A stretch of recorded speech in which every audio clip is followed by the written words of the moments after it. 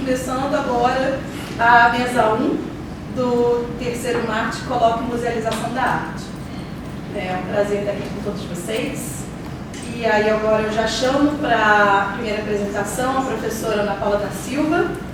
A professora Ana Paula da Silva é doutora em Artes Visuais pelo Programa de Pós-Graduação em Artes Visuais da Universidade de Brasília e professora adjunta do Departamento de Museologia da Universidade Federal da Bahia. Todas as apresentações terão 15 minutos. Boa tarde, galera. Boa tarde, gente. Bom, vamos lá. Muito obrigada pela presença de todos, todas e todos. Eu vou ler para poder conseguir chegar nesse tempo dos 15 minutos, tudo bem? Bom, eu agradeço às minhas colegas de grupo de pesquisa, por essa oportunidade de estar em Brasília, na minha terra. Como vocês sabem, como a Bianca falou, eu sou da Universidade Federal da Bahia e sou desse grupo maravilhoso chamado Marte. Vamos lá. As reflexões apresentadas nessa comunicação são oriundas do meu doutorado, realizado em 2017 e 2021, e do projeto de pesquisa em vigência, financiado pelo CNPq, intitulado Protocolos de Musealização de Ações Performáticas em Museus Públicos de Arte, vigência de 2022 a 2025. Quando proponho pensar a semântica da performance, a partir das autorias, me refiro aos sentidos empregados e mobilizados pelos agentes, bem como as interpretações que possibilitam o reconhecimento de uma performance. Em linhas gerais, debato a documentação da arte como referência, a minha abordagem vai muito a partir de Boris Brod, cujas autorias podem estar apagadas ou não tão evidenciadas quanto poderiam estar. Nós falamos da performance e de seus criadores, mas pouco falamos daqueles que as registram. Quando musealizamos as obras, elaboramos protocolos que muitas vezes não estão atentos à premissa de outras autorias. Bom, a trajetória de uma obra, por vezes, está centrada na agência do artista. Preservamos a obra associando-a estritamente a essa agência. E aí eu estou pensando a partir também de um autor chamado Fernando Domingos Rubio. Bom, para alguns de nós, o único contato com as obras de arte da performance ocorre por meio de registros videográficos e fotográficos. Alguns deles permitem a reativação, a reperformance de muitas obras, especialmente as escritas como seminários para os estudos da performance, além de serem material documental, em alguns casos a obra em si, considerando as proposições e as poéticas dos artistas, bem como as atualizações da documentação como acervo museológico. O contato com os registros fotográficos das ações e fotografias de performance são expoentes para as reflexões sobre as autorias e os desdobramentos do trabalho, a exemplo de Quando Todos Calam, de Bernard Real. Abre aspas, veio uma pessoa em situação de rua e trouxe um nylon branco novinho, se abaixou e foi devagarinho marcando o fio na beira da toalha embaixo, deu um nó, cortou com um estilete para a toalha não virar em cima de mim e saiu, conta a artista.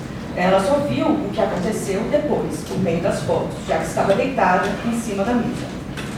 O relato da artista nos apresenta as relações de proximidade entre a ação e a fotografia, e esta fotografia como um índice semântico sobre a obra. Esse trabalho faz parte da coleção do Museu de Arte do Rio desde 2013. A instituição conta com 3 fotografias dessa performance. Na descrição, no banco de dados do museu, consta impressão fotográfica sobre papel. A obra apresenta a imagem de uma performance que ocorre com a performer deitada nua, com vísceras sobre seu abdômen.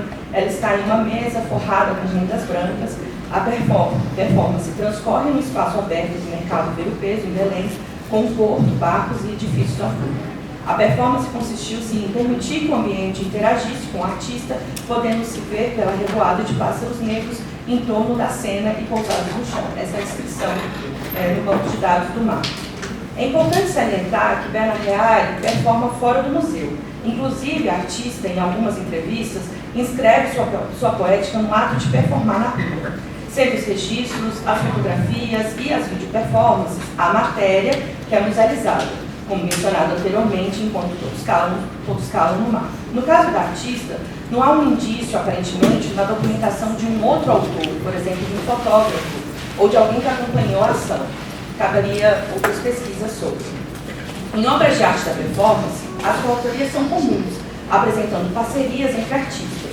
As coautorias são indicadas quando as ou os artistas performam juntas ou juntos. Como em Chuva de Dinheiro, de 1983, que também aconteceu em 1985, de Márcia X, em coautoria com Ana Cavalcante. A performance foi realizada 2 vezes na Avenida Rio Branco, Rio de Janeiro. As artistas lançaram grandes notas de dinheiro do alto de edifícios. Nesse caso, é demarcada por a coautoria de Ana Cavalcante, até na documentação, né, que o Museu de Arte Moderna do Rio de Janeiro tem. E as imagens são de Paulo Jabur. Pode acontecer da coautoria não ser mencionada, né?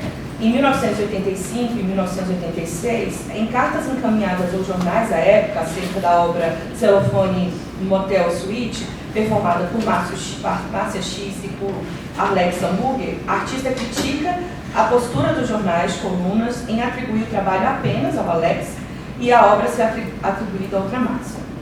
Bom, defendo que há outras autorias que atuam nos regimes de visualidade e visibilidade da performance. Por exemplo, um artista que contribuiu para o conhecimento que nós temos sobre os trabalhos de Márcia X é a Embere César, em sua participação, por exemplo, em Lovely Babies.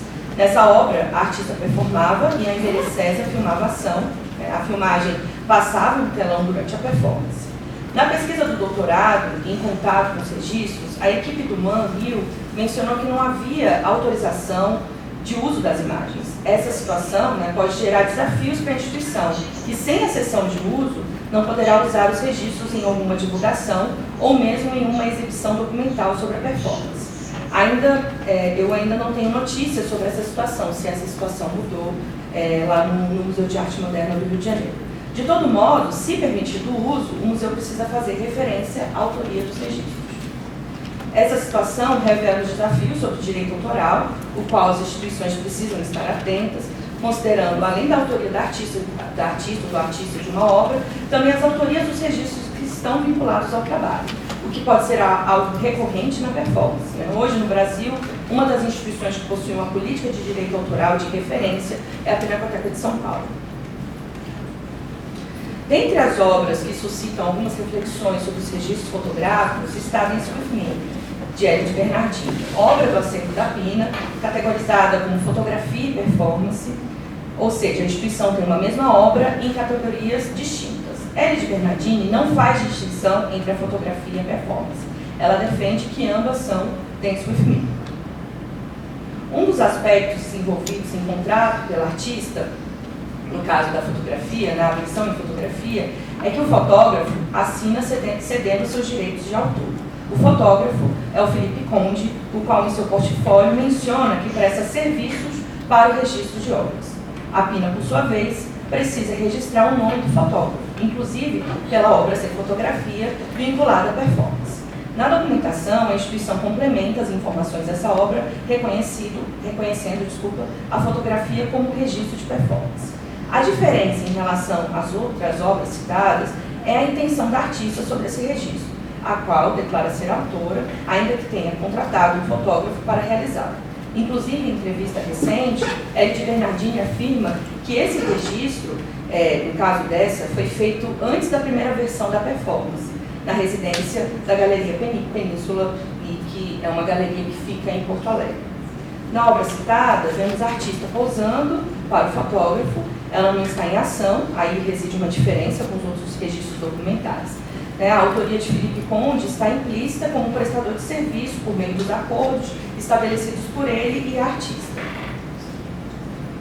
Conforme estudamos a performance, alguns registros se tornarão posteriormente acervo museológico. Há alguns casos no Brasil. Recentemente, a Pina adquiriu a documentação da performance Narcisa Exercício de Me Ver 2, 1982, de Udinilson Júnior, designando-a como fotografia, compreendendo a documentação do trabalho como acervo. Eu também estou investigando esse trabalho nas minhas pesquisas. Há também a performance Modificação e Apropriação de uma Identidade Autônoma, 1979, de Greta Sarfati, também da Pinacoteca. Nesse caso, é a performance que faz parte da coleção, mas a documentação da obra, a partir de vídeos e fotografias de Elvio Beccheroni, pode ser utilizada para ativação. A artista Val Souza ativou esse trabalho em março de 2023. Após a ativação, o que permaneceu na galeria foi a instalação dos registros da performance realizada por Greta em 1979. Destaco que a instalação e os registros...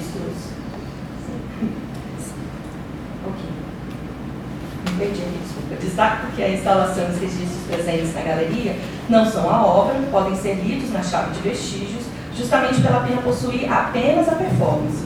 Os vestígios estão na galeria devido ao acordo estabelecido entre artista e curadoria. Este caso é diferente do caso do Dinilson Júnior, cuja documentação se tornou acervo. Isso não quer dizer que daqui a algum tempo o acordo entre a instituição e a artista, a família da artista ou dela, não possa, esse acordo não possa ser alterado, né? Quando me deparo com as autorias, sempre penso no caso de Seven Easy Pieces, evento que ocorreu entre os dias 9 e 15 de novembro de 2005, no Guggenheim Museum. Marina Abramovic reperformou um trabalho de sua autoria, que é a League of Thomas, as obras Body Pressure, de Bruce Nauman, Seabed, de Victor Conte, Action Pants, de Metal Panic, de Valérie Sport, The Conditioning, primeira ação de Self-Portrait, de Gina Payne, How to Explain Pictures to a Dead Hair, de Joseph Beuys, e performou uma obra até então inédita, Entering the Other Side. Essa mostra demonstrou versões possíveis das obras a partir de outra autoria. Além disso, eu também penso na produção de Babette Mangote, cineasta, diretora experimental e fotógrafa francesa, a qual é protagonista da história da performance nos Estados Unidos desde 1970.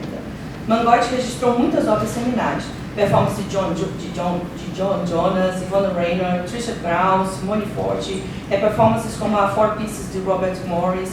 Ela construiu e estabeleceu um arquivo de performance, inscrevendo obras em contextos específicos. O seu filme, de Seven Easy Pieces, não só documenta as ações de Abramovic e a percepção do público, bem como apresenta a narrativa autoral a partir da câmera e da edição. A cineasta aborda um ensaio sobre o filme, que o registro apresenta a experiência física, envolvendo a transformação do corpo de Abramovic, né, e o poder da participação do público, a sua própria participação, estabelecendo uma linearidade a partir das performances e o tempo em que ocorreram durante a semana. Perceber a interlocução de outras autorias pode mostrar as interações entre os agentes, sobretudo para entender uma obra. Eu defendo a ideia de uma autoria compartilhada, que pode ser observada e sistematizada a partir de ferramentas como mapa de interação. O uso do mapa ele não seria apenas para performance, pode ser para qualquer outra linguagem artística, especialmente quando as obras elas estão musealizadas. Essa tem sido uma das ferramentas para pensar protocolos de preservação da performance. Oriundas de pesquisas da Tate, em Londres, a proposta é que o mapa esteja relacionado a outras duas ferramentas, a especificação da performance e relatórios de ativação. Segundo Louise Lawson e Elia Marçal, o mapa compreende e avalia as vulnerabilidades a cada interação, tentando captar possíveis riscos de perda de conhecimento e dissociação das obras performativas. A partir do mapa de interação, quando uma obra é ativada, observa-se a capacidade de manter a integridade do trabalho. O documento também indica as interlocuções com os diferentes agentes, enunciando aqueles que já participaram, dando indícios sobre a obra, revelando o legado do artista, a trajetória da obra a partir de diferentes agentes de outras autorias. A autoria não está vinculada apenas à figura do artista, mas também àqueles que registram a ação, nas atuações dos profissionais de museus, nas curadorias, nas percepções do público. As obras de arte da performance oferecem outras autorias. O artista delimita os critérios para que a instituição ative o trabalho e tem o compromisso de preservar a integridade dele. No entanto, isso passa por decisões e acordos, os quais podem ter alterações e adaptações. Vide os casos de documentação da obra que se tornam acervo museológico. Esse aspecto pode indicar que o artista não está propondo necessariamente critérios de preservação do seu trabalho, mas regimes de visualidade e de visibilidade da obra. Pode-se pensar na efemeridade das ações. Alguns artistas e estudiosos questionam o papel da documentação para performance, narrando na perspectiva da impossibilidade de reconhecimento da obra.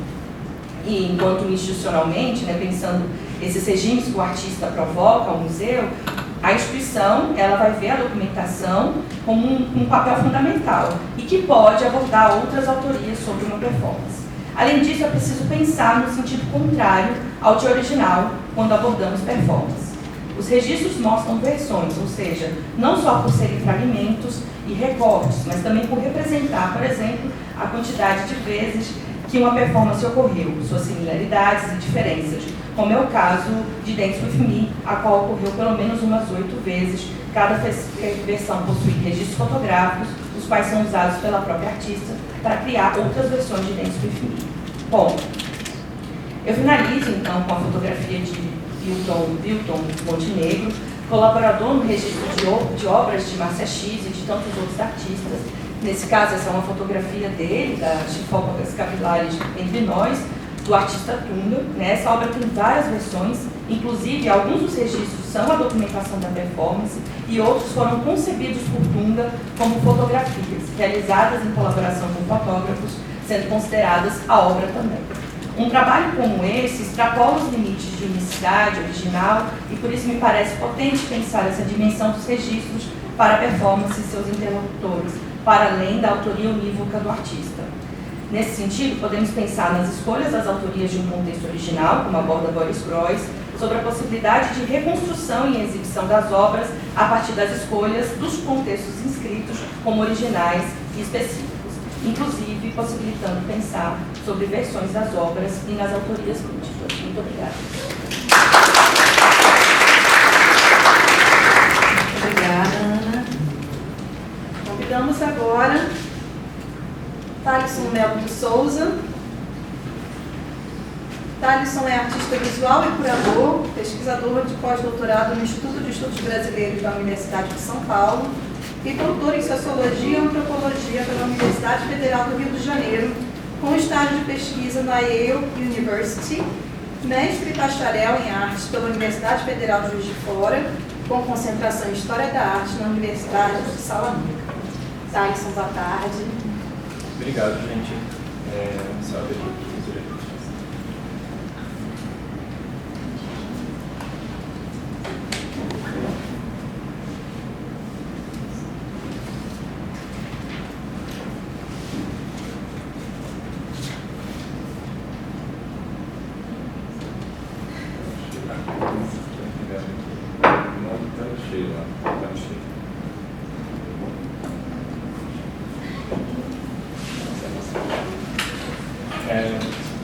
Obrigado pela oportunidade. Primeira vez que eu trago algum resultado dessa pesquisa de pós-doutorado, que eu comecei muito recentemente.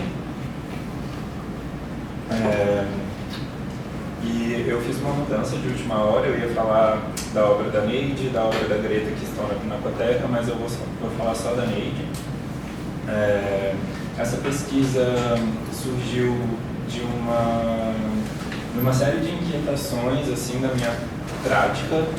Enquanto recém-doutorado, comecei a encontrar formas de trabalhar com acervos de artistas, né? Artistas como a Neide Dias de Sá, que tem um acervo na Galeria Superfície, que me contratou para fazer uma pesquisa, catalogação, construir os memoriais sobre as obras, e a Greta Sarfati me contratou para dirigir um instituto que ela criou em 2019. E aí eu fiz todos os memoriais das performances que seriam disponibilizadas para aquisição de instituições, e também comecei a trabalhar como consultor, pesquisador para o documentário sobre a Maria Alcina. E aí essas três figuras se tornaram questões para mim. Comecei a tentar entender um pouco como se deu a inserção ou não inserção das suas produções na historiografia, da literatura, da música ou das artes visuais, e como isso estava se dando através desses três casos que eu acabei me envolvendo de alguma maneira, né? O caso que me conectou com essas duas obras específicas que estão hoje no acervo da Pinacoteca são a obra A Porta, da Neide Dias de Sá, e a modificação que a Ana Paula mostrou da Greta Sarfati. E uma coisa que eu ia pensando, né, vivendo no presente, as pautas do presente, as pautas museológicas que estavam norteando as decisões desses museus.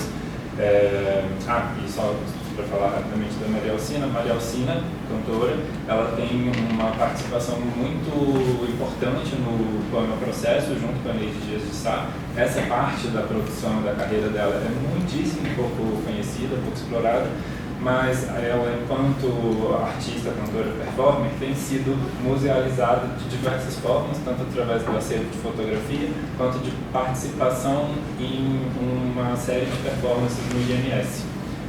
E aí são esses os 3 objetos que eu tenho estudado, né?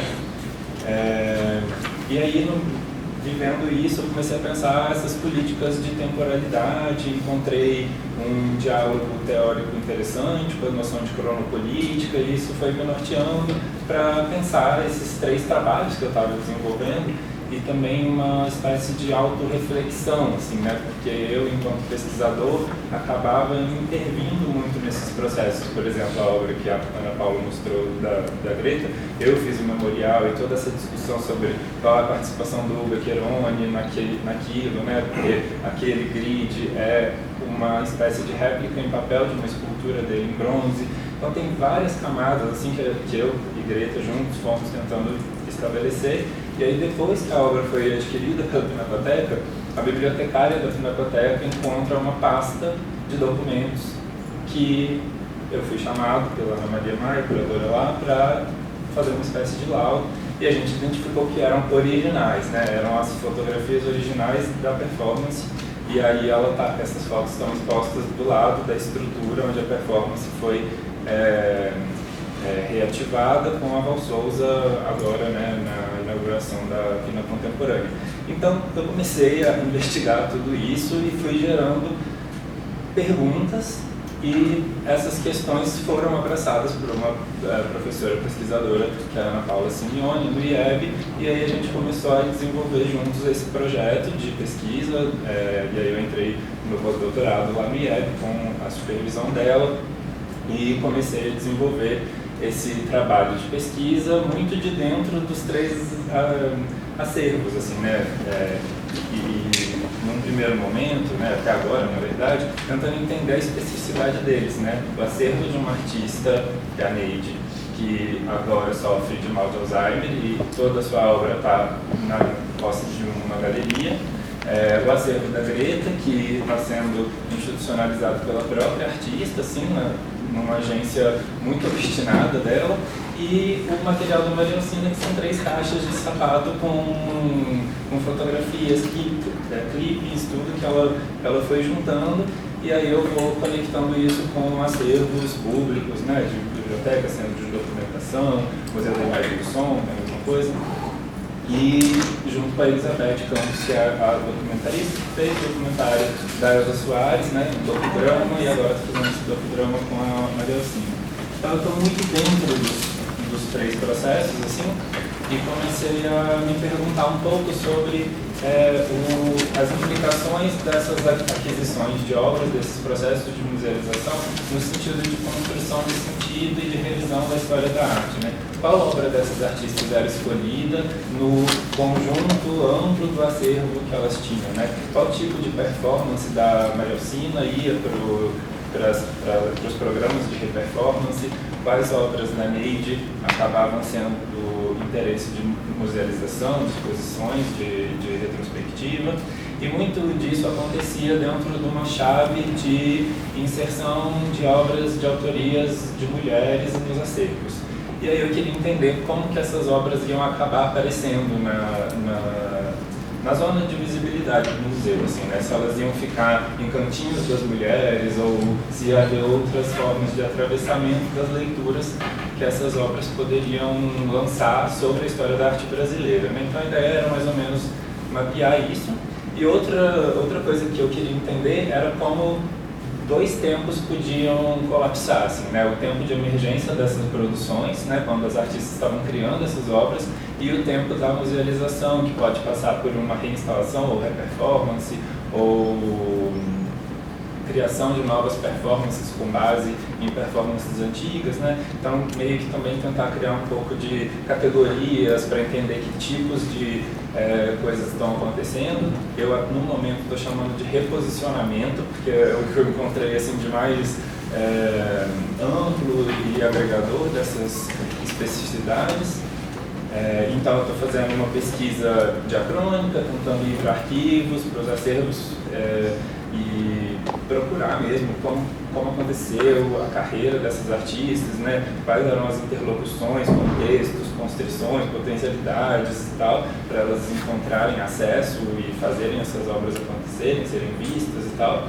E uma pesquisa sincrônica, que é estar junto desses processos, né? Estar participando deles ativamente e me perguntando sobre os limites da minha ação, né? Até onde eu posso também ir, onde eu tenho que me, sei lá, me tirar e muito preocupado com as dinâmicas e lógicas do presente, né? Dessas pautas atuais que compõem as ações delas mesmas, mas também dos agentes intermediários do campo da cultura, né? A construção de uma posteridade, assim, porque uma outra temporalidade que eu posso pensar é o futuro, né? O que vai acontecer a partir do momento que essas obras são adquiridas para esses acervos, e então são as duas temporalidades para cada uma que eu venho pensando. Estou em diálogo com as duas artistas, né? A Neide eu não consigo mais ter diálogos com ela, infelizmente, mas consegui coletar bastante, entrevistei várias vezes dentro do que podia, né? Sigo em contato com o filho, a galeria tem um material muito importante também de gravações de depoimentos, né? E então esses três casos que não são, eu não estou convergindo esses casos por nenhum critério outro que não seja o fato de eu estar trabalhando neles, assim, né? Então, o critério que une as três artistas não está muito na obra delas, está mais na minha experiência, no meu acesso, né? E na possibilidade de fazer essa reflexão mais de dentro, né? dos processos mesmo, né? E aí, o que eu tenho tentado pensar são como convergência e divergência, similaridades e diferenças nas trajetórias delas e nas formas de musealização das suas contribuições para o campo da arte, da cultura, vão acontecendo, né? E aí dá para pensar as diferenças de origem social, educação familiar e formal, trajetória social, artística, as próprias linguagens, né? Sempre via performance se encontram em fronteiras com artes cênicas, literatura, música. E o conceito que eu elaborei junto com a Ana Paula, conversando muito, afinando bibliografia e tal, foi esse conceito de reperformações que centraliza a temporalidade. Eu consigo articular um tripé teórico conceitual, né, tanto dos estudos de performance arte no campo da arte, dos estudos culturais, performance de gênero, aí acho que a Judith Butler é uma referência central para pensar por aí, e o conceito de performance social, que é elaborado pelo Jeffrey Alexander, que foi quem me orientou no sanduíche do doutorado, e que pensa muito, né, o campo da construção de sentido via intermediários culturais, né? E que ele chama de performance social, do que esses diretores de museus, curadores, historiadores de arte, críticos acabam fazendo nas suas práticas institucionais. E aí eu vou encerrar aqui por 5 minutos que já chegaram, com uma reflexão sobre essa obra específica, né, que é a Neide cria em 68, que é instalada no aterro do Flamengo, ali ao redor do MAN, dentro daqueles eventos que o Frederico Moraes criava, que eram mesmo para acontecer em contato com o público da rua ali. Ela amarra uma corda de varal de uma palmeira a outra, pendura recortes de jornais, na verdade ela coloca numa cesta com recortes de jornais e revistas e pregadores para o público ir compilando e criando manchetes, né? A ideia do nome da obra, Acorda, é também sobre acordar para o fato de que os meios de comunicação, eles manipulam as ideias e tal, e essa obra passa por todo um processo de circulação recente, através da exposição, ele fala muito sobre a Neide, de exposições, dessa exposição Mulheres Radicais, ela circula nos Estados Unidos, no Museu do Brooklyn, no Henry Museum em Los Angeles, depois vem na Pinacoteca 2018, e aí essa obra entra num conjunto de obras que passam por um processo de decisão se vão ser adquiridas pelo museu ou não, e essa obra acaba sendo adquirida. E ela passa a ser exposta, né, na seção, na nova formulação da exposição do acervo, dessa maneira, né? E aí eu comecei a tentar entender como essa obra aconteceu lá com o Gustavo Nóbrega, que é o dono da Galeria Superfície, que é quem mediou e negociou a compra dessa obra da Neide, que é uma artista que ele representa, e fui entendendo que a obra foi refeita a partir das revistas e jornais que a Neide tinha guardado, da primeira obra que ela fez em 68. O próprio Gustavo, como filho da Neide, eles recortaram novas partes da revista e criaram 3 módulos. Um dos módulos foi o vendido para a Pinacoteca e que está exposto num cantinho ali, numa seção que se chama Violência, com Valdemar Cordeiro, Leonilson, Silvio Meireles, e a obra no varal, com os pregadores, foi encartonada. Então ela não tem mais nem a possibilidade de ser elaborada, né, de ter a interação com o público e de certa forma, né, eu venho pensando a trajetória da Neide muito intensa como poema processo, o que ela vai desenvolvendo enquanto uma artista brasileira que é inserida na Bienal de Veneza, não como representante do Brasil, mas dentro de uma exposição de obras imateriais de mulheres, selecionada pela Mirella Bentivoglio, que é uma crítica feminista italiana. E a carreira da Neide, assim, no que teve de visibilidade, de êxito, ela se dá nesse campo muito pequeno ali, entre Milão, Veneza, Brescia, Roma. E no Brasil mesmo ela teve pouquíssimas exposições, é uma artista muito pouco explorada, embora tenha uma obra que dialogue com várias vertentes dos movimentos que aconteceram de 67 para lá. Ela tem uma participação muito intensa no carnaval carioca, porque ela era júri de alegoria de escola de samba.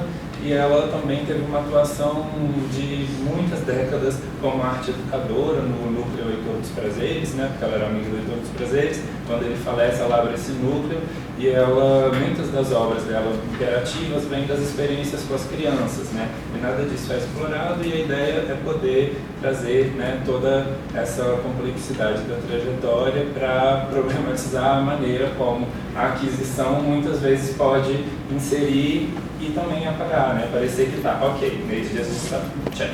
E todo o resto, né? Para onde vai. Essa é a ideia. Obrigado.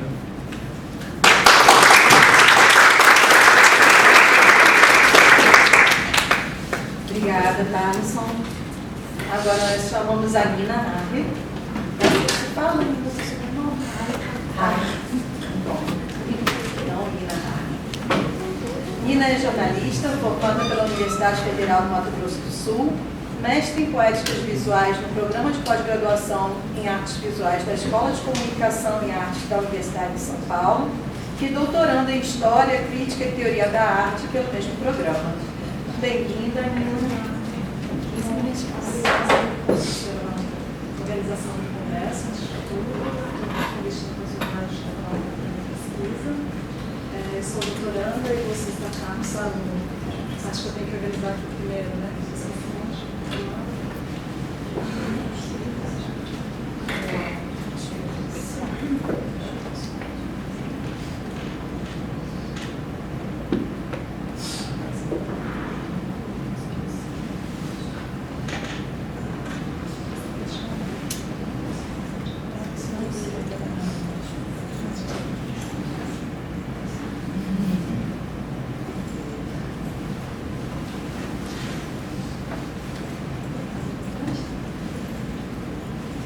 Bom, eu sou doutoranda em Bolsa Cássio da USP, da História e Teoria da Arte.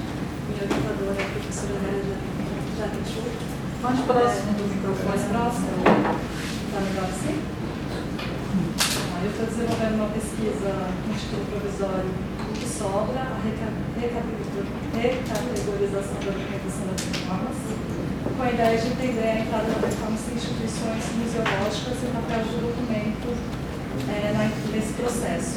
Recentemente, eu fui contemplada com uma bolsa CAPES 20, no período de 6 meses em Londres, na UAL, e durante esses meses eu pude acessar o arquivo referente à coleção de performances da Tate, que é uma das instituições pioneiras no colecionismo do gênero, com mais de 25 obras, E a minha apresentação hoje é o resultado dessa pesquisa de um pensamento que está em outro processo. Então eu vou falar um pouquinho sobre, vou ler, para tentar controlar agora o tempo.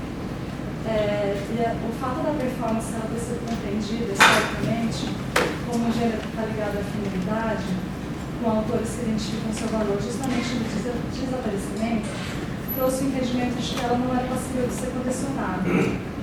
A partir dos anos 2000, então, que começa uma mudança nessa perspectiva. E os museus eles passam a adquirir a performance através dos direitos e dos meios para sua representação, com a criação de instruções sobre como reativá-las. Então, mesmo quando uma ação imaterial ela passa a ser adquirida, isso não significa que os artistas eles vão prescindir de objetos tangíveis, que passam a ser ainda mais necessários para assegurar a realização ou a representação das obras imateriais. Então, se no começo a entrada das performances era por meio de filmes, fotografias, com a aquisição da performance propriamente dita, entram os contratos, as instruções, que são esse passo a passo de como realizar as performances.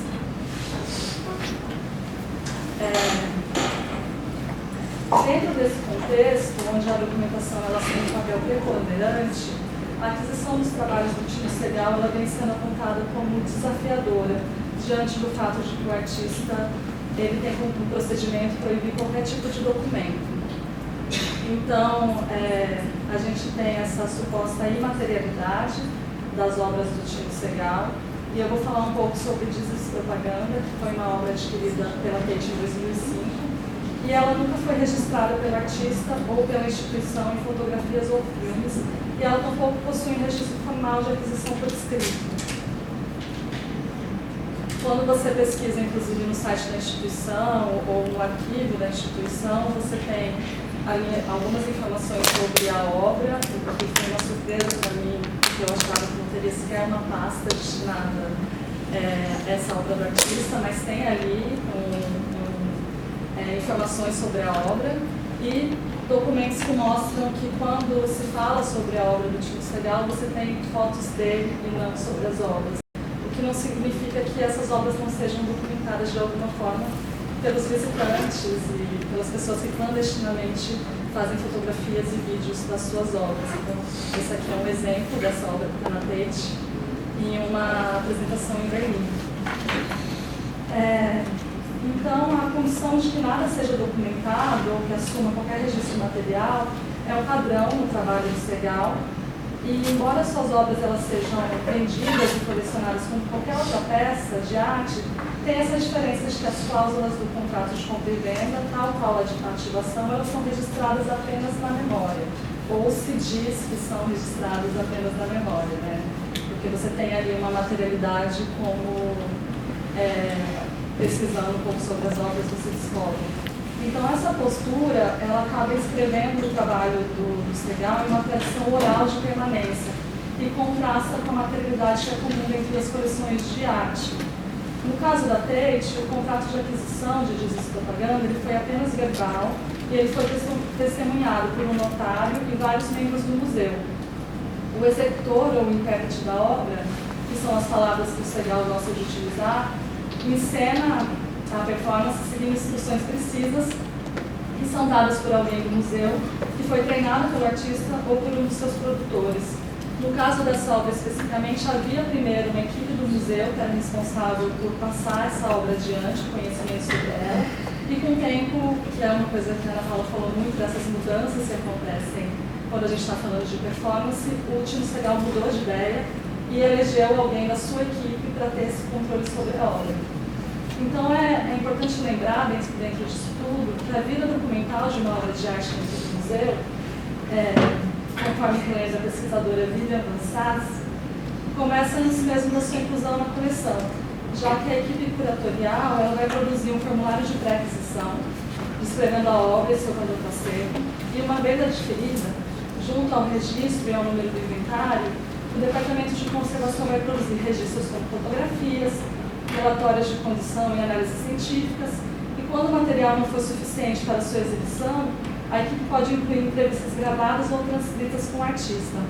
E esse método de entrevistas é algo bastante comum quando a gente fala sobre performance, porque é uma maneira maneira ali de preencher as lacunas sobre a reativação de uma obra. Na Tate, todas as obras de arte propostas para aquisição, elas passam por um processo bastante semelhante, que vai considerar as necessidades da coleção, a condição da obra, os custos de conservação e armazenamento, e a abordagem do Departamento de Coleção para Aquisições, ela é representada por 3 fases sobrepostas, que vão ser a pré-aquisição, quando a obra de arte é considerada candidata à aquisição, a adesão, que é o período de trâmite na qual a peça é acessada e entra na coleção, e a pós-aquisição, que vai ser o processo de conservação, que se traduz na vida da obra de arte como parte da coleção. Então, todas essas etapas, elas costumam ser fortemente, no caso da performance, baseada na produção de documentação e de relatórios. E elas passam a ser, esses documentos, eles passam a ser a principal estratégia para a preservação e conservação. Então, quando a gente pensa na imaterialidade proposta pelo time serial, por mais que não haja um registro escrito do contrato ou das instruções, no caso de registro de propaganda, tem várias anotações que são feitas e que elas se encontram disponíveis no arquivo da instituição e em publicações do museu. Então, entre as coisas que eu já disse, a gente sabe que a obra consiste em uma performance realizada por uma virgínia mulher, que canta o título da peça toda vez que o novo visitante entra no espaço expositivo. E há, inclusive, uma descrição bastante detalhada da obra que foi feita pela chefe de conservação do museu à época, Pippi Lawrenson, e tudo que a gente vê divulgado na internet. Né? Esse é um frame, por exemplo, de um vídeo em que você vê a performance sendo realizada, e, inclusive, a intérprete questionando a pessoa ali que está filmando esse registro. Então, eu estou falando tudo isso para dizer que é uma obra que ela é considerada desafiadora por proibir todo tipo de documentação, mas que isso não significa que não tenha documentação sobre ela. Então, independentemente dessa escrita, dessa documentação que já foi produzida acerca da obra, o que eu acho que, acredito que faça o trabalho do serial como desafiador, ele vem menos dessa imaterialidade, e eu acho que essa imaterialidade também ela tem uma distinção em relação... Ela tem uma distinção em relação ao tipo de obra, porque o Tino Segal tem obras que são muito complexas e outras que são baseadas em gestos muito simples. Então, no caso dessa performance especificamente, quando você lê a descrição, você tem a sensação de que você sabe exatamente do que ela se trata e que, por mais que ele diga que é tudo oral, quando você lê, você pensa que você tem uma instrução ali escrita que é clara sobre como essa performance deve ser realizada. Mas eu acho que mais do que isso, o desafio que vem quando se trata do Tino Segal é que ele adota um modelo de transmissão de informações que é baseado na oralidade. Então, semelhante ao que acontece na dança, essa transmissão ela pressupõe um conhecimento que passa de pessoa para pessoa, de corpo para corpo, por meio da palavra e do gesto. E é um modo que desafia a prática do museu, que é muito dependente da documentação escrita e visual. Então, durante muito tempo, no que se refere à aquisição de performance, essa prática foi vista como isolada e exclusiva do time serial. Mas é algo que a Tate retoma pela primeira vez na obra 10 Years Alive, do Tony Conrad, que tem aqui uma foto. E essa foi a primeira peça adquirida pela instituição que ela não tinha sido concebida para ser performada independentemente do artista. E que, além disso, ela chegava à instituição sem nenhum tipo de formal, porque o Conrad, segundo os pesquisadores que participaram do processo, ele era contrário à produção de instruções e costumava transmitir os dados da obra pessoalmente. E isso foi impossibilitado pela sua morte em abril de 2006, pouco depois do processo de aquisição ter sido iniciado. Então, apesar do Tony Conrad questionar a autoridade e o poder ao longo da sua carreira, ele era a principal autoridade em relação a 10 Years Alive. Em razão dessa característica, a Tate decidiu realizar uma apresentação da obra na Tate Liverpool em 2019 e reuniu pessoas que já tinham realizado o trabalho com o artista e que passaram a ser conhecidos como os transmissores. E esses transmissores, eles estavam ali junto aos músicos que iriam participar pela obra da primeira vez. Então, o encontro fez com que a Tate entendesse a necessidade de incorporar transmissores a cada nova ativação do trabalho. Essa é uma performance que ela conta com contrabaixo, 2 violinos, um instrumento inventado pelo artista, e a música ela é acompanhada por uma projeção que cria uma ilusão de ótica. E, então, para manter a integridade dessa obra, a Tate criou um dossiê, e esse dossiê tinha ali como objetivo garantir uma compreensão completa da peça, e assinalava ali o que poderia ser alterado, o que não poderia ser alterado no conceito da peça, e além de informações bem específicas sobre a obra, com vídeos, áudios, informações históricas, o arquivo incluiu também relatos sobre o artista, falando da importância do seu carisma e do seu senso de humor, porque durante o processo da pesquisa ficou claro que a figura dele era extremamente relevante para a realização dessa performance e que era impossível você reativá-la sem entender qual que era a personalidade do artista e como que isso influía na realização. Então, a equipe do museu, ela realizou nesse processo várias entrevistas com todos os envolvidos, em uma abordagem que ela era fundamentada em estudos de memória, e essas entrevistas elas tinham como função coletar impressões sobre como os artistas aprenderam a obra de arte, as formas de informações que eles tiveram antes e depois das interações com Conrad, como eles se lembravam dessas interações, e como que isso alterou a forma que a obra de arte foi materializada. Então, de acordo com a Ayla Marçal, que foi uma das pesquisadoras envolvidas nesse processo, ficou evidente que a ativação dessa obra ela dependia da distribuição do conhecimento por meio não só de objetos e documentos, como de pessoas. E a preservação do conhecimento acerca dessa obra, segundo ela, dependeria então dos processos de criação e manutenção da memória, e esse processo deveria ser desenvolvido por meio da interação de memórias individuais e coletivas, que seriam desencadeados por humanos e não humanos. Então, essa perspectiva é uma perspectiva que ela perturba a ideia do museu como um lugar onde as obras de arte são coletadas e conservadas. E essa é uma das principais diferenças entre Ten Years Alive e as performances delegadas, que são aquelas que independem da presença dos artistas e que são majoritariamente as performances que estão nas coleções dos museus atualmente. Então, no caso das performances delegadas, com algumas exceções, o conhecimento necessário para ativá-las pertence ao museu e se apropria de grande parte do processo de criação e manutenção da memória. No caso de Ten Years Alive, as memórias que cercam a realização e ativação da obra, elas são essenciais para a sua transmissão, mas elas não pertencem e nem podem pertencer ao museu. Então, quando a Tate incorpora uma peça como essa no seu acervo, a conservação e a exibição do trabalho passa a depender também de figuras que são muitas vezes externas à instituição. E essas figuras elas se tornam responsáveis também pela conservação e preservação daquela obra. Então, o museu ele deixa de ser o único guardião das peças, uma vez que ele distribui o conhecimento para além dos seus limites, e passa a validar os dados que são transmitidos entre os corpos. No artigo Performance Remains Again, a Rebecca Schneider ela argumenta que, ao privilegiar uma compreensão da performance como uma recusa de permanecer, nós ignoramos outras formas de saber, outros modos de lembrar, que podem ser situados precisamente nos modos em que a performance permanece. Então, ao refazer o percurso por meio do qual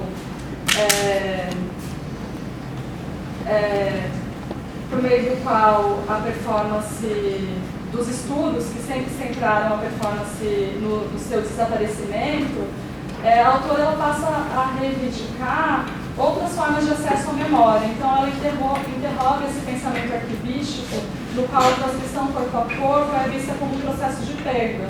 E por meio desse pensamento, a narrativa oral, a recitação ao vivo, o gesto repetido e a encenação ritual, que não poderiam ser consideradas como práticas para contar ou escrever a história, elas são descartadas. Então, é justamente esse conceito que passa a ser revisto quando uma instituição como a Tate passa a incorporar a transmissão oral como um instrumento necessário para a conservação de performance.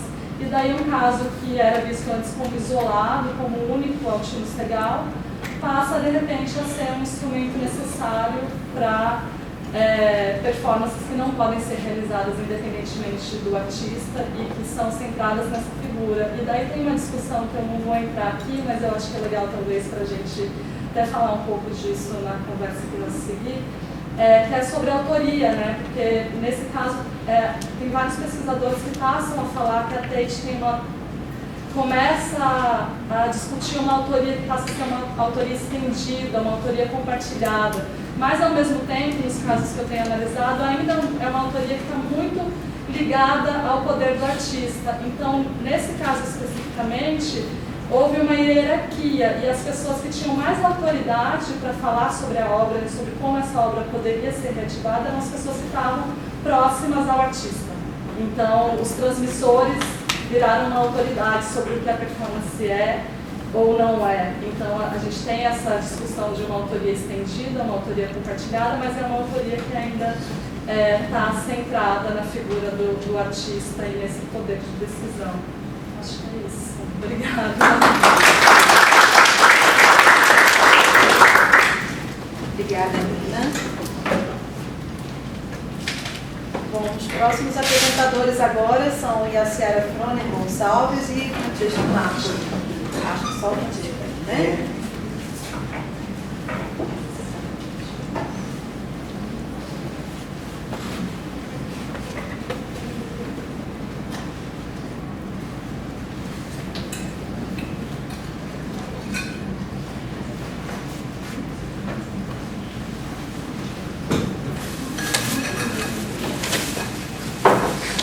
Como só o Francesco está aqui, vamos à apresentação dele.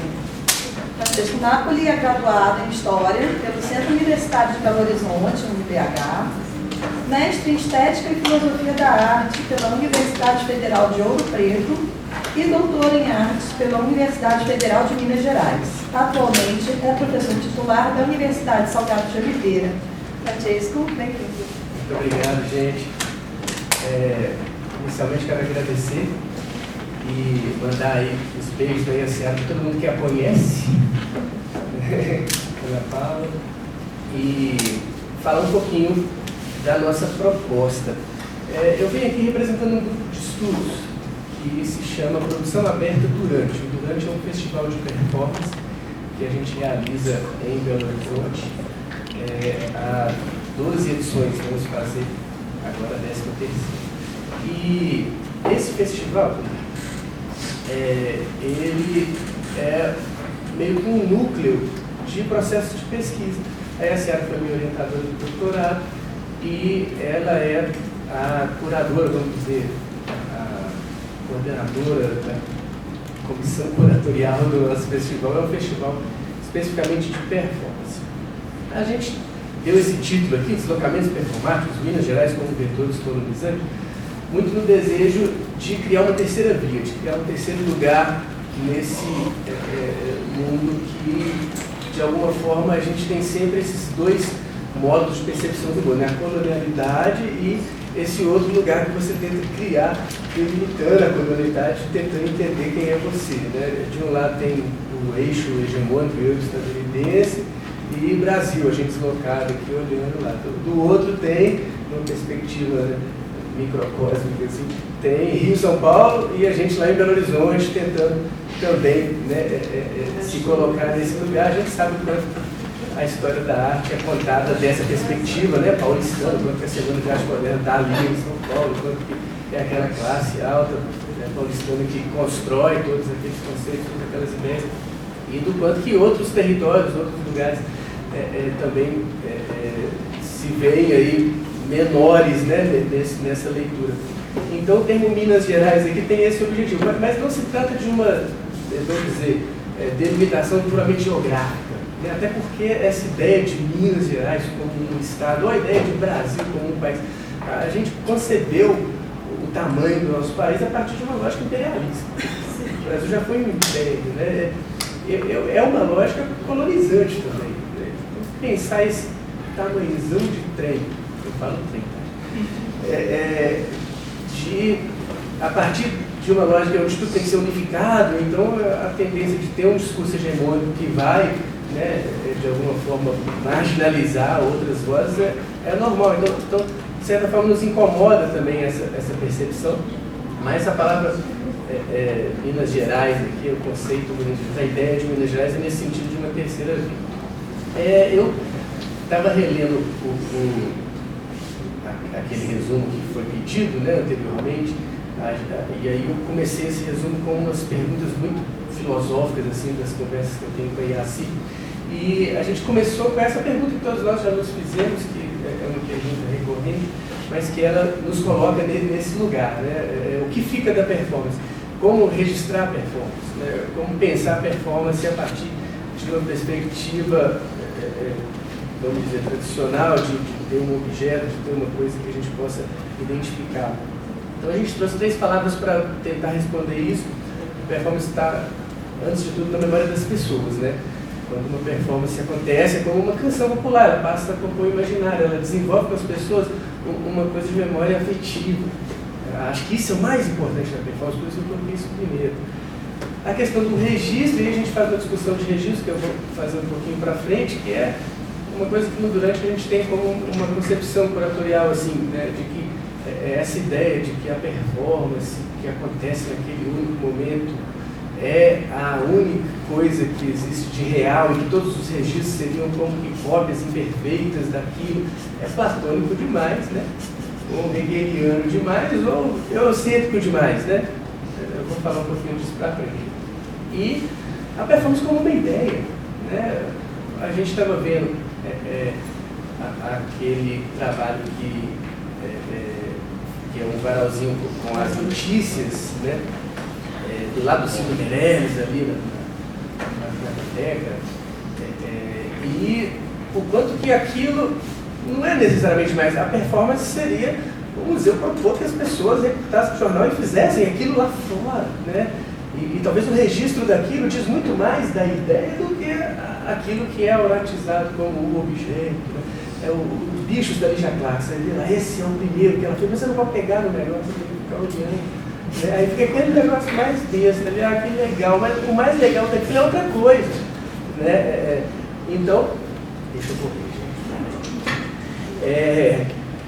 Aí, pensando, o nosso tempo nos impõe uma tarefa de descolonização, que de fato é uma temática que é inevitável, apareceu em todas as comunicações e a academia está permeada dessa temática, né? E às vezes me incomoda um pouco o modo como isso é discutido. Descolonização, gente, se virar só teoria, vai virar mais uma ruptura epistemológica naquela mesma linha hegemônica que a gente conheceu, como se a filosofia começasse a estar com a Tales de Mileto e tivesse esse novo momento de ruptura, depois da virada linguística, depois da virada estruturalista, vem a descolonização, sabe? Isso é continuar o negócio. E descolonização não pode ser só teoria, não pode ser só mais uma ruptura epistemológica escrita por autores do Norte. Tem que ser atitude, tem que ser gesto, tem que ser corpo, né? Então, descolonizar a performance é tirar dela sua aura, profaná-la, né? Trazê-la à baila.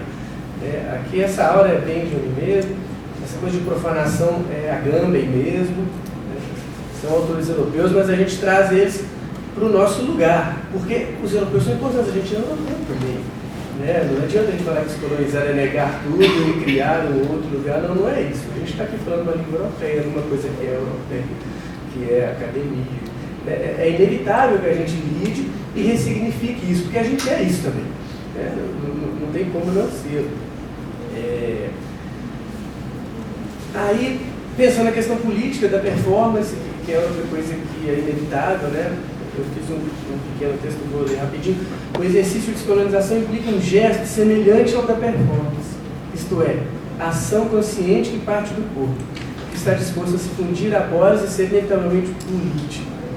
Um gesto consciente de um corpo que se mostra ao mundo reinventando diferentes modos de vida para com este mundo e que se abre para o jugo de um público que já se encontra diluído na própria ação, que neutraliza aquele desejo de distinção entre público e plateia que a colonialidade nos levou.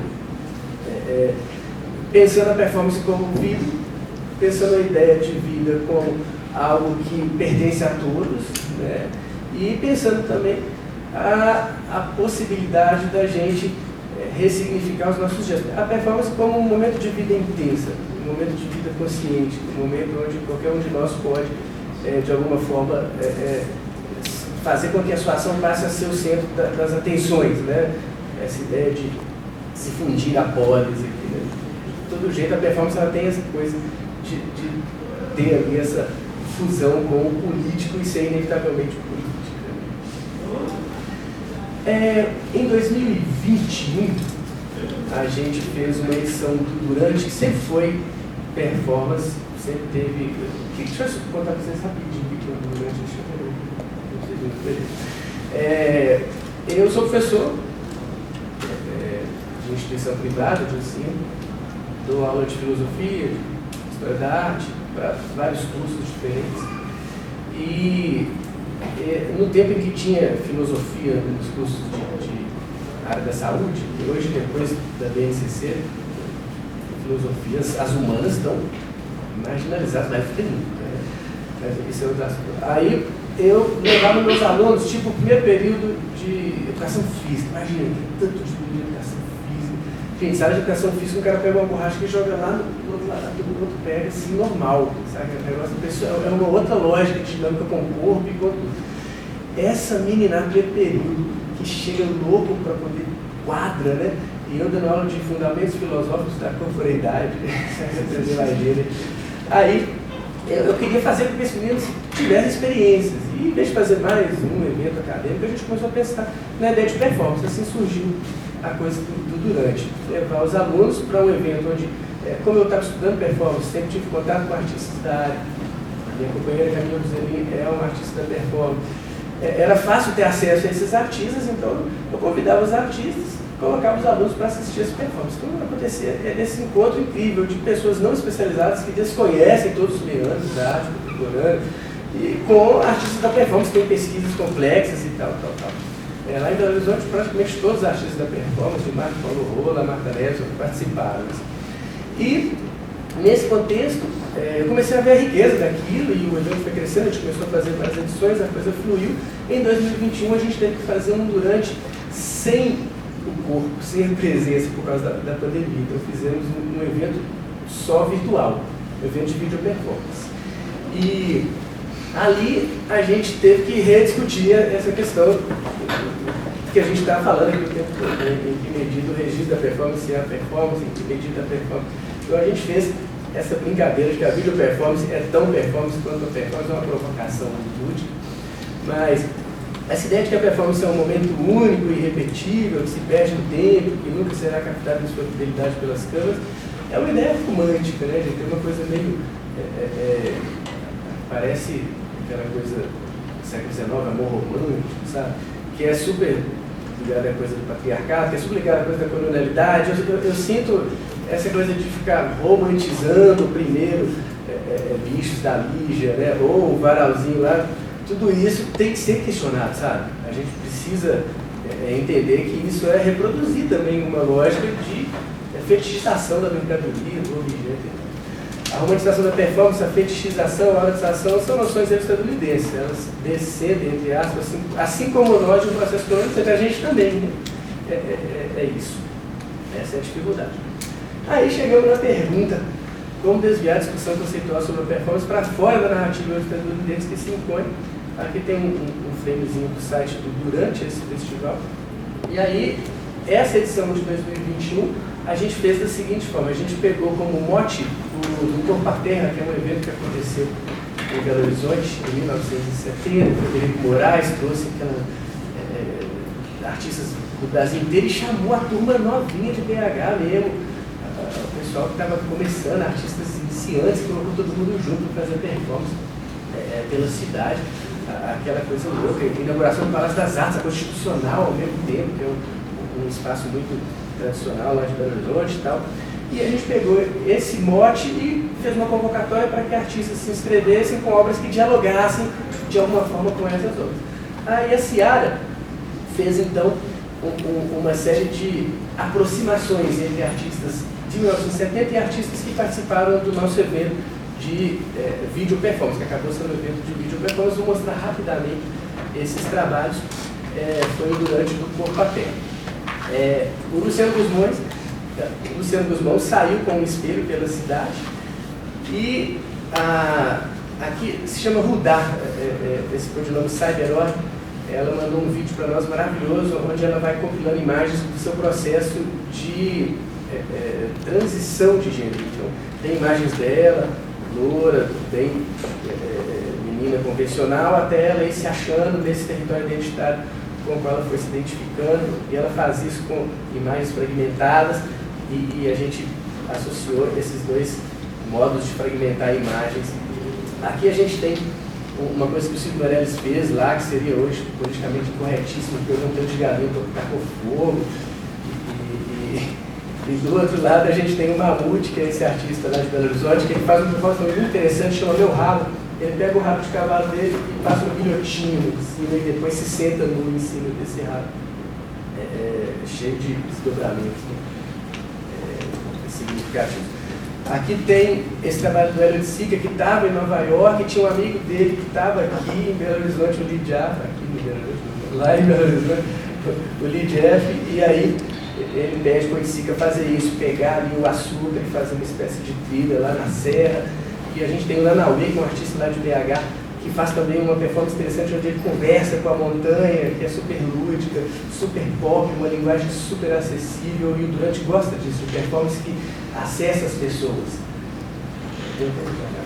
O último, a Lotus Lobo, que fez uma plantação de milho no Parque Municipal, com a Roberta, que é a Roberta Rox, essa menina incrível, ela não é de Minas, ela é de Goiás, e ela faz uma performance chamada Em Raízes, onde ela praticamente se planta dentro de um vaso, com a coisa da terra. Ela mandou um vídeo pra gente dela fazendo isso com a família dela, o tio dela, a avó dela. É emocionante ver a família dela participando, né? E por fim, a Tereza Simões, que faz esses carimbos com a Pedrosa Camilo, artista de Belo Horizonte também, que faz uma sessão de depilação no centro de Belo Horizonte. Ela retira os pelinhos e eles formam certos desenhos, aí ela expõe isso. É um trabalho também que eu adoro. Esse é o QR Code para participar desse nosso grupo de estudos, né? É um grupo, antes de tudo, de produção do festival, mas a gente discute curadoria, discute conceito, discute tudo. A gente se reúne sempre às quartas-feiras, às 20 horas online. E quem quiser participar, entra nesse grupo de WhatsApp, será muito bem-vindo. Muito obrigado.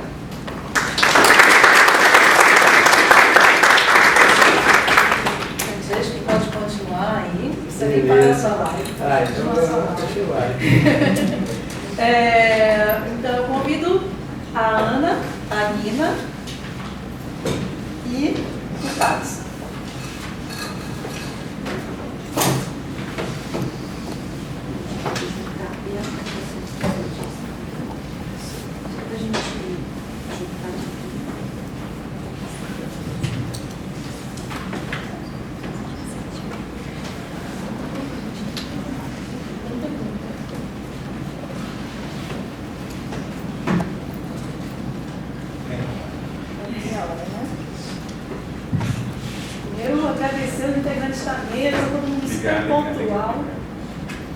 Pontual nessa mesa, parabéns.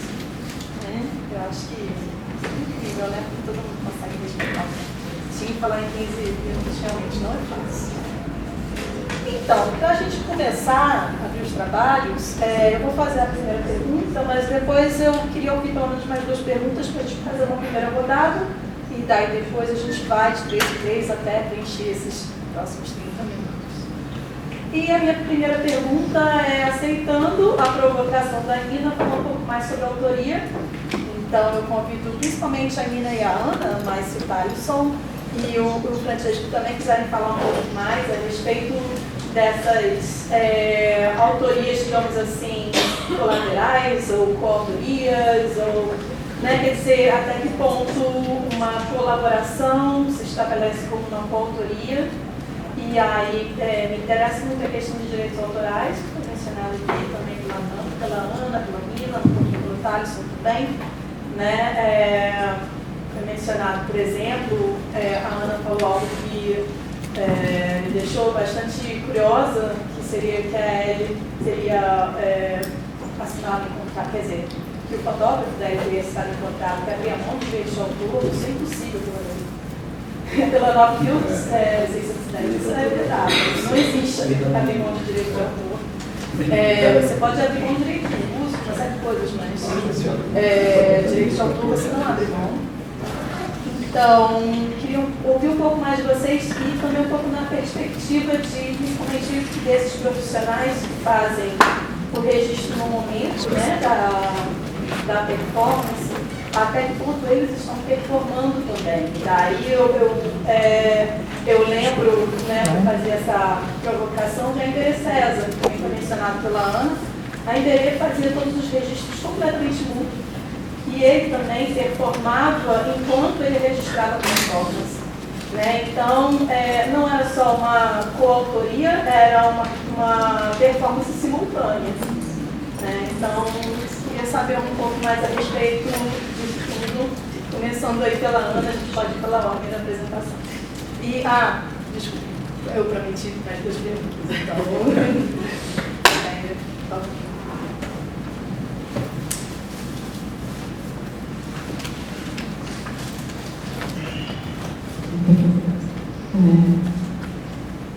Outras falam uma pergunta geral, que a gente gostaria de ouvir a Maria, que qual a pesquisa de vocês, como foi a evolução do mecanismo? Que desafios na produção, como se deu essa discussão.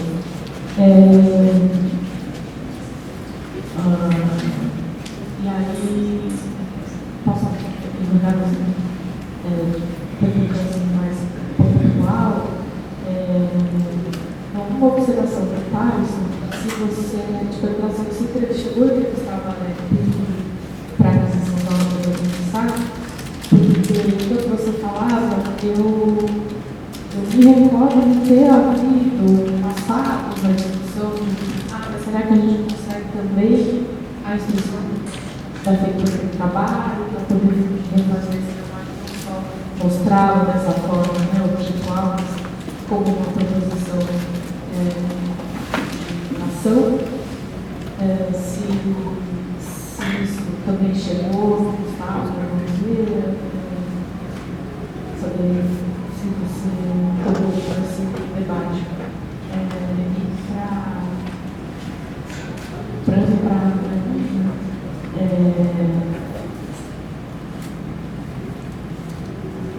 O que a gente vem observando, quer dizer, assim, como vocês também se colocam diante desses modos distintos de catalogar, né?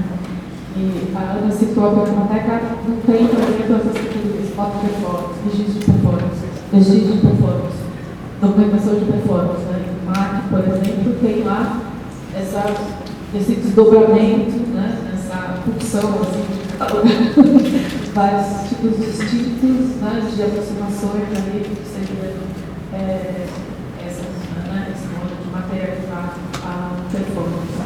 E a biblioteca, por outro lado, né, não tem esses vocabulários estabelecidos, né, no seu certificado, e aí faz essas duplas catalogações, né?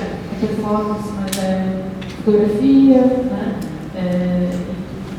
Você tem menos controlado dentro do vocabulário que existe.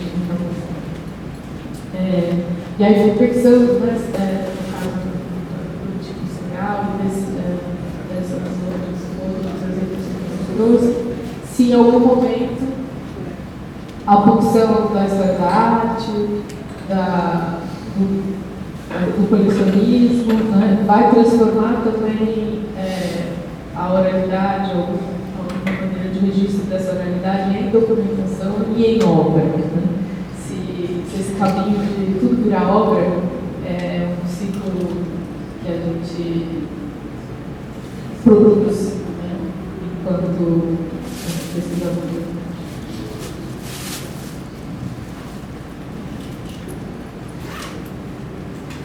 Você vai ficar para a segunda, porque né, assim, tivemos várias provocações nesse momento. Então, Bom dia, tudo bem? Bom, obrigado pelas perguntas, são muitas e eu vou tentar sintetizar, talvez não responder. Esse vai ser o nosso combinado, não vou responder, mas vou tentar pensar junto. Bom, a primeira coisa que a gente precisa pensar, ouvindo a Nina e ouvindo a equipe da Pinacoteca, as documentalistas, é pensar a obra para a posteridade. Eu acho que esse é o verdadeiro desafio. Como a gente pode pensar a obra para a posteridade? E como a gente pode pensar essa posteridade pensando a questão da dissociação ao artista, de certa maneira. Como é que a gente pode pensar aquela obra, aquela performance, que não tenha necessariamente uma associação quase que imediata ao artista? Eu acho que esse é um desafio. E que a equipe da Pinacoteca me chamou muita atenção nessas últimas entrevistas que eu, Juliana, Caetano e a professora Renato Padilha fizemos à equipe da Pinacoteca. E aí é pensar esses modos de documentar e as tipologias de performance. A gente precisa começar a investigar mais sobre tipologia de performance. E eu acho que é isso que o meu grupo de pesquisa tem feito, a gente encontrar essas tipologias. Inclusive para saber o porquê que a Pinacoteca ela faz opções de adquirir determinados tipos de performance. E está ficando quase que evidente para a gente o porquê que ela está escolhendo determinadas tipologias de performance. Isso está um pouco também o trabalho da Nina, que ela viu lá na Tate, a gente começa a perceber como a Tate está pensando e se repensando e se provocando a pensar em outras tipologias de performance. Ok, dito isso, e aí eu vou citar minha querida colega Juliana Caetano aqui, que tem uma dissertação orientada pelo professor Dionísio, é que a gente começou a se deparar com a infinidade de materialidades dentro das nossas reservas técnicas. E aí, a partir disso, a gente começou a se perguntar o que é isso? O que vai ser feito em relação a isso? Então, se a gente pegar o estudo dos museus de arte moderna do Rio, por exemplo, o próprio MAC USP, que tem uma experiência na década de 60 e 70, experimentais, que vai produzir uma infinidade de produções, de materialidades, de repente a gente se depara com essas materialidades. O que a gente vai fazer sobre elas? Em muitos casos, elas vão se tornar cedo. Então, acho que a gente começa a pensar nisso e aí a gente começa a perceber as coautorias.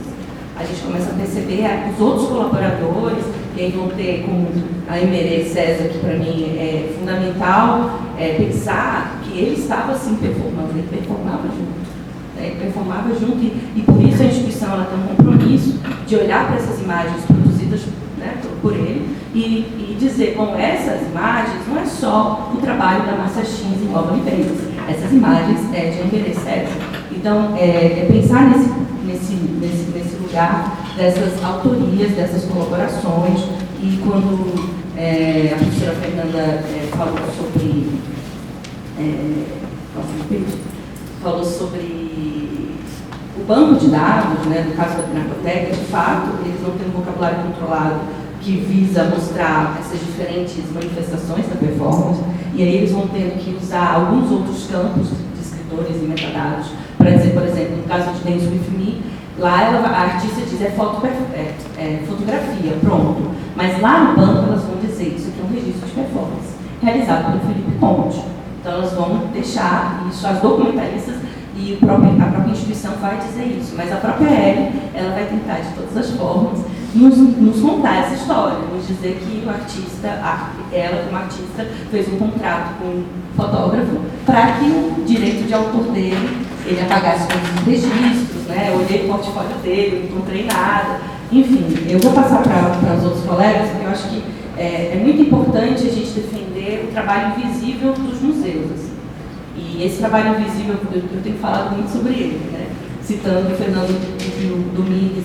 Esse trabalho invisível ele é fundamental. Então, a gente acessar as documentalistas é sensacional. A gente tem assim, a gente pira porque, ao mesmo tempo, elas tentam pensar uma abertura para a gente pensar novos modos de documentar. Elas, mas até que ponto eu posso ir e a gente pode mudar a regra, esses protocolos, essas premissas.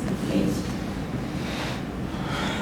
Muitas questões, eu vou tentar falar sobre algumas, mas eu acho que quando ela falou sobre não ter resposta, eu acho que é algo muito presente quando a gente está pesquisando a performance, porque não existe uma regra, Então, toda vez que você está em algum debate ou está conversando com alguém, peraí, eu posso responder em relação a esse trabalho, mas vai ter um que vai ser completamente o oposto da resposta que eu te der.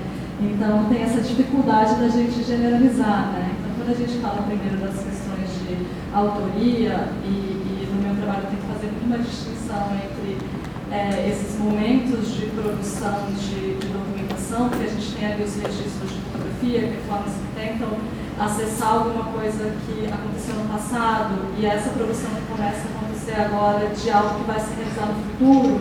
Então, esses dois momentos aí você já tem muita diferença, mas pensando primeiro na fotografia e no vídeo, tem muitos artistas que durante muito tempo tentaram apagar a autoria do fotógrafo e do videomaker. Então, o teste em si, por exemplo, ele tem casos que ele conta que propuseram para ele fotografar as performances dele, ele falou assim, mas espera aí, esse trabalho vai ser seu? Então não interessa. E ele tinha esse interesse de que quem fotografasse a performance dele fosse um amigo dele, que ele falava em todas as entrevistas que não era fotógrafo. Então tem sempre esse discurso do artista, que ele fica ali, de uma certa forma, não sei qual seria a palavra exata, mas nesse conflito com a instituição, de até que ponto a gente respeita ou não.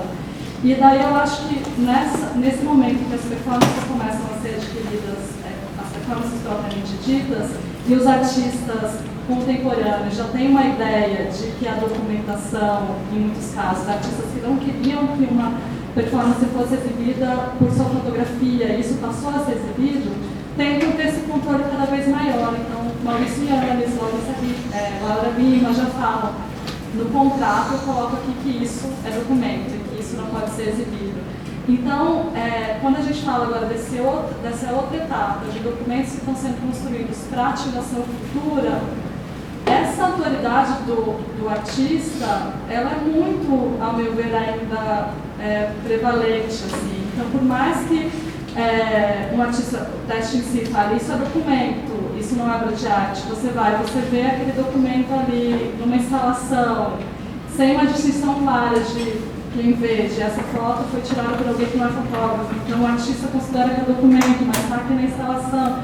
Então eu questiono essa visão dele de que aquilo é documento. Para mim aquilo é uma parte intrínseca da obra, como os documentos que ele produz, com as testemunhas, para mim tudo aquilo é a obra.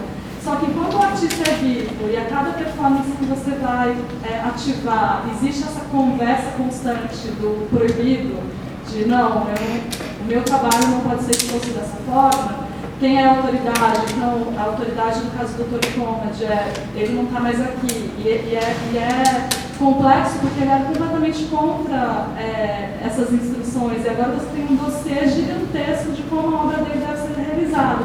Mas, ao mesmo tempo, esse dossiê ele é ancorado em quem era próximo a ele, em quem diz, no caso da obra, ela pode ser feita dessa maneira ou não. E, ao mesmo tempo, o que a Tate tem feito nesse sentido é colocar nesse dossiê todas as escolhas. Então, nesse caso, a gente escolheu exibir assim, por causa disso. Então, isso evita um pouco uma mudança muito radical futura, porque numa interpretação por alguém no futuro, já vai ter ali que aquilo foi considerado e não foi feito. Então, eu acho que isso vai se perdendo conforme os artistas não estiverem mais aqui, mas ao mesmo tempo existe esse conflito. Eu acho que eu falei muito, então vou passar para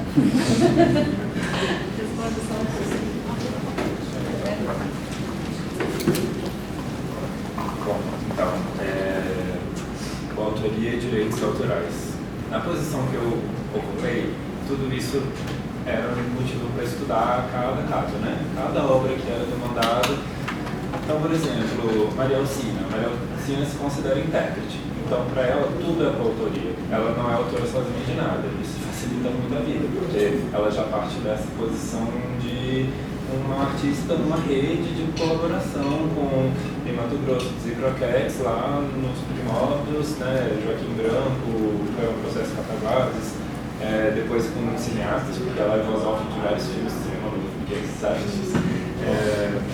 Então, assim, Maria Alcina, muito interessante, porque tudo é colaboração agora, no caso da Greta, é muito complexo, porque a Greta, ela fez várias obras em coautoria, mas para ela, que você chamou a atenção de que a performance é a ideia, para ela a ideia dela, a autoria dela, e todas as pessoas estavam fazendo um trabalho que foram remuneradas, e que então ela cedeu aquilo, pronto, acabou. nós entramos numa linha de convergência nesse sentido, ao ponto de ter um desligamento oficial da nossa parceria institucional, mas eu ainda faço uma consultoria, umas obras que eu cheguei a fazer o memorial e tal, mas, por exemplo, essa obra que está na Pinacoteca, né, foi muito a partir desse entendimento dela, de que a ideia da performance, a coreografia da performance, né, essa espécie de partitura do movimento, do cenário que é composto, do figurino, é tudo dela, a voz em off, né, que foi registrada e que é usada nessa performance visual, são dela, né, embora tenha as pessoas que leram em alemão, em francês, em italiano, que são várias línguas lendo o mesmo manifesto, são pessoas que ela não lembra o nome, o fotógrafo, que era o namorado dela na época, era um escultor que está registrado nos livros, né, porque tem um livro dessa performance, que são todos os movimentos, né, com essa partitura, e aí a coautoria está ali bem clara, Greta Beccheroni, mas a performance, ela insiste e defende, e não tem ninguém que prova o contrário, que a ideia dela e que essa autoria é dela, e aí entra no memorial, né, fotografia, registro, Beccheroni e tal. E no caso da Neide, também acho que partia dessa ideia, né, o poema processo em si, que era esse movimento em que ela estava fazendo parte, a autoria ela se dá no leitor, né, na pessoa que está interagindo com a obra. Então, assim, o artista, o autor, seria um propositor de processos de leitura, né. Então, eu acho que esse processo de musealização, no caso da Neide, ele acaba anulando muito do que era a própria... os princípios do movimento, do próprio processo, né? E aí acho que isso se dá com o Vladimir Despina também e com outros artistas desse movimento. Mas ao mesmo tempo trabalhando ali dentro, né, vivendo esses processos, tentando entender esses limites, os documentalistas e eu estávamos sempre meio que no mesmo time, assim, né? A gente quer dar crédito para todo mundo que trabalhou, que fez alguma coisa, né? E lá na Pinacoteca, por exemplo, a Juliana, que é uma documentalista. A Juliana Mendonça. Isso. Ela estuda também esses processos, né? Esses tráficos de objetos que saem da documentação e vão para o acervo como obras. E aí essa obra da Greta, essas fotos que estavam na documentação, acabam fazendo parte dessa pesquisa dela agora, assim, né? Então também entender essa posição meio de estar assistindo processos acontecendo, sem muita clareza, sem muitas respostas, e tentando entender, assim, né, qual é a forma mais ética de fazer isso, né? E aí, no caso dessa obra da Greta, que saiu da documentação, que foi para ser, está exposta agora, era isso, né? A Greta doou, ela deu um envelope com essas fotos para o Fábio Magalhães, e ele mandou me guardar, assim, né? Talvez não tem nenhum papel dizendo que ela doou para a Pinacoteca, isso e tal. Só que como estava na Pinacoteca, a artista oficializou essa patrimônio como patrimônio da Pinacoteca, e agora está exposto e é o único registro direto da foto, que não é um scan dessa foto, porque todos os outros são... E aí vai, né, cada caso é muito complexo, assim, cada caso de obra da Greta é uma bem específica, com um conjunto de pessoas específicas, que hora ela lembra, hora ela não lembra, hora... Então, muitas pesquisas. E dá muitas pesquisas, assim, né? E aí eu fiz o memorial de todas as performances, né? Então é bem complicado. E aí a gente chegou a fazer... E aí nesse contato com o artista vivo ali, pensando, né? Eu acho que tem um outro ponto que está na pesquisa delas também, que é você pensar como que naquele momento de emergência da obra, a linguagem, ela está acontecendo e a pessoa que está fazendo não sabe o que vai acontecer com aquilo, né? Até no caso, por exemplo, teve uma exposição da Greta no Auroras, a gente expôs pinturas e a gente expôs os fotolitos das fotografias de auto-performance, que ela chama, que são registros que ela faz do próprio rosto e distorce na hora de revelar e ampliar. E aí a gente expôs esses fotolitos, que eram documentos, e aí em algum momento ela falou, eu quero transformar isso em obra, e agora vem a Sofia tem 9, porque a gente mediou esse processo de aquisição, né? Tem um livro com base nesses fotolitos, que é um livro de artista, tem as pinturas que ela faz projetando esse risco, desenhando, pintando. Então, assim, tem coisas também de uma dimensão retrospectiva, né? Como que o nosso entendimento desses registros, de processos de criação artística, eles são importantes ao ponto de um artista pegar uma série de 60 fotolitos e entender que são obras, né? E o que transformou isso em obra, foi uma ação minha e com ela, de transformar isso numa instalação, né, com uns 40 fotolitos pendurados no teto, assim, em acrílico e tal, com a iluminação você ter uma projeção na parede, essas distorções.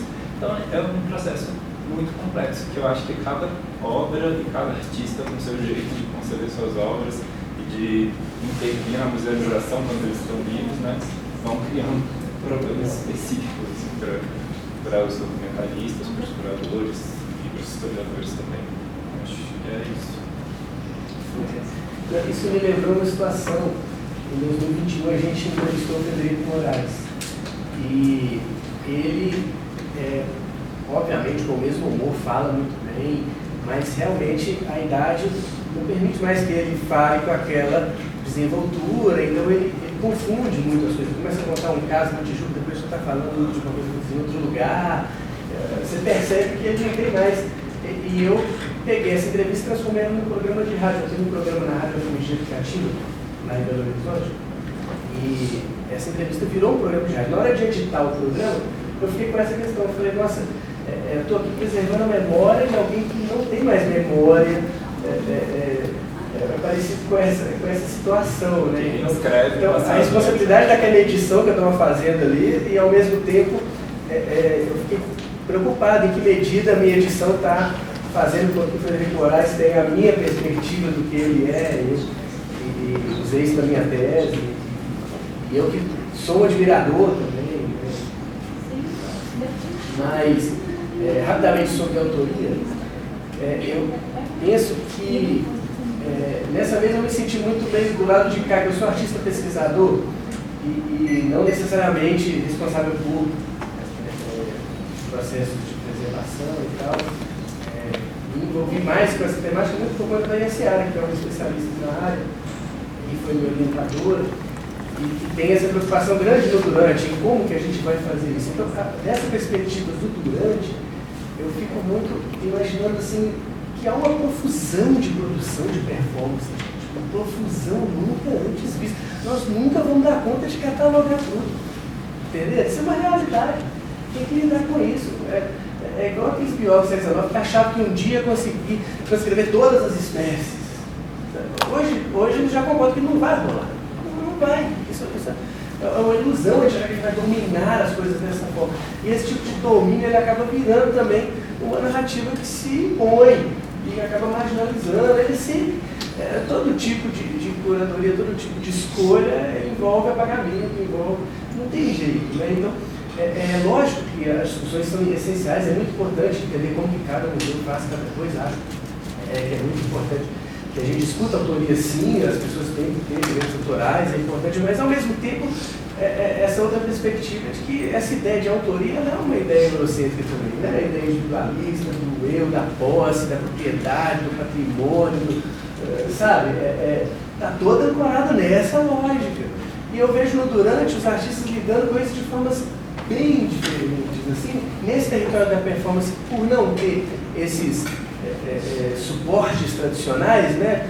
Por você não conseguir saber o que é necessariamente algo que não essa fluidez da ideia, no tempo, no gesto, no corpo, na própria passagem do tempo, na própria vida, ela acaba fazendo com que essa ideia de autoria também se dilua. Até porque, num contexto de performance, a coisa acontece a partir de uma outra lógica, né?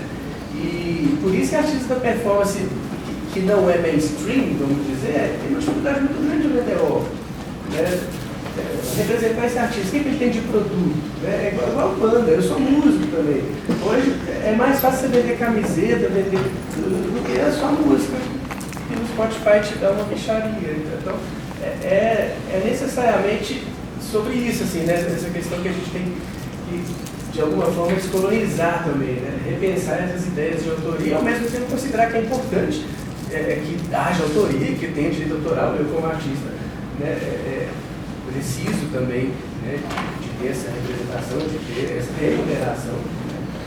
Então é esse dilema, eu acho que da minha perspectiva eu penso. Bom, infelizmente a gente não pode ainda descolonizar o tempo. Nós temos só 4 minutos, então eu vou abrir a oportunidade para 2 perguntas, sendo que a minha Juliana Caetano não está disponível, não, já foi contemplado.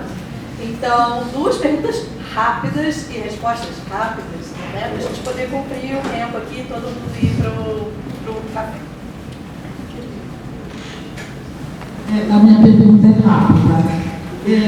Vendo vocês falarem, eu fico me questionando muito, porque querendo ou não, essa questão da autoria e essa relação com a ativação da obra. Né?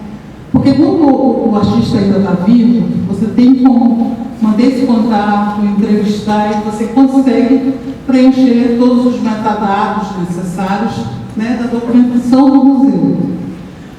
Mas quando o artista morreu, é essa questão que fica, né?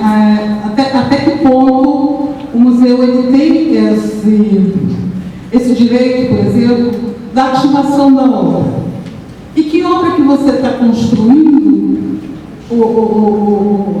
fazendo, né? A partir dessa ativação. Por exemplo, eu lembro muito, Ana Paula, a obra da Márcia X, desenhando contextos, né? Até que ponto, quando você reativa uma obra dessa, né, ela fazendo, que ela vai discutir essa questão da relação do poder, da religião, ela enquanto mulher, essa obra sendo reativada por uma outra pessoa, pelo marido, ou então o varal sendo reativado pelo filho, né,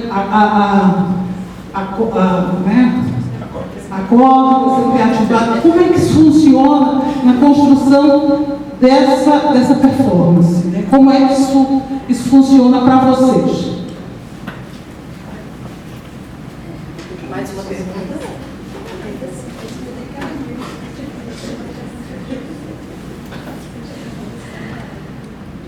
Boa tarde. Boa tarde. Francesco, eu fiquei um pouco curiosa com essa sua última fala sobre a questão dessa problematização da autoria e dessa caracterização da autoria como um processo, uma herança colonial, imperialista, né? Mas,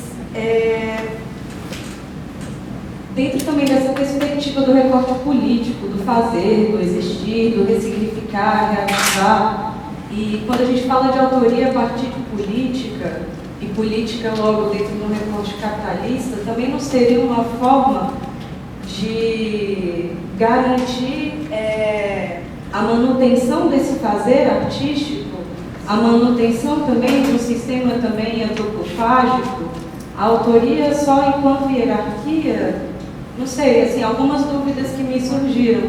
E nesse sentido, por você ter usado durante como uma via, né, se o festival ele garante um prolabore para esses artistas.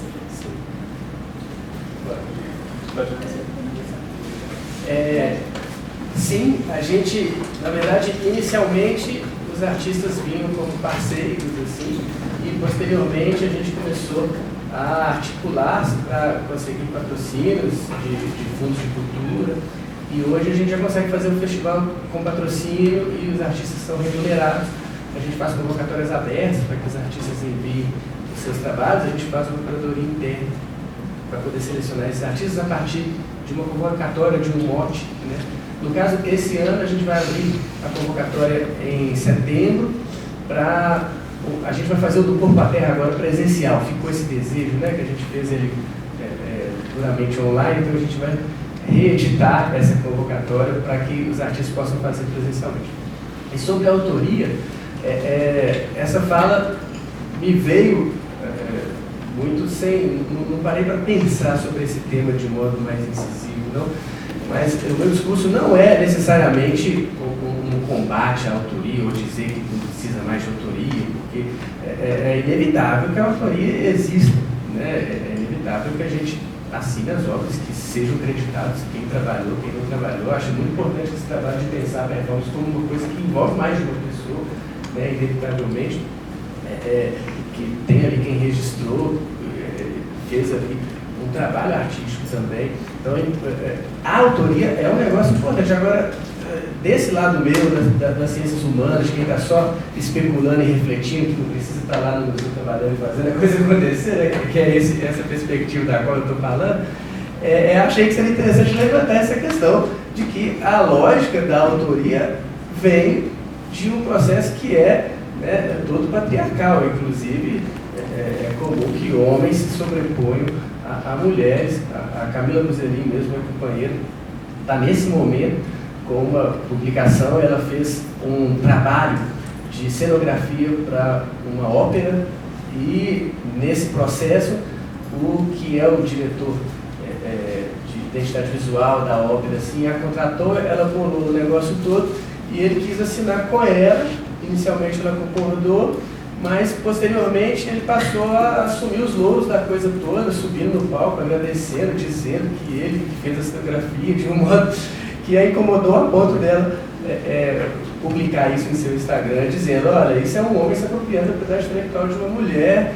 Não é nem esse fato em questão não, mas é que isso acontece e as pessoas acham que porque ele é o homem, a autoria dele, né? Então tem toda uma questão que é maior do que o caso dela específico, e isso deu uma repercussão grande assim lá em Belo Horizonte, meio que fofoca, né? Meio artístico aqui em público, mas sobre a autoria. Então, é óbvio que a autoria é algo importante, e ao mesmo tempo ela tem essa questão, né? Em que medida que a gente vai lidar com como reinventá-la, como, né, fazer com que ela atenda a esse novo contexto que é de fluidez, que é de heterogeneidade, de multiplicação das coisas, né? Acho que é meio que por aí.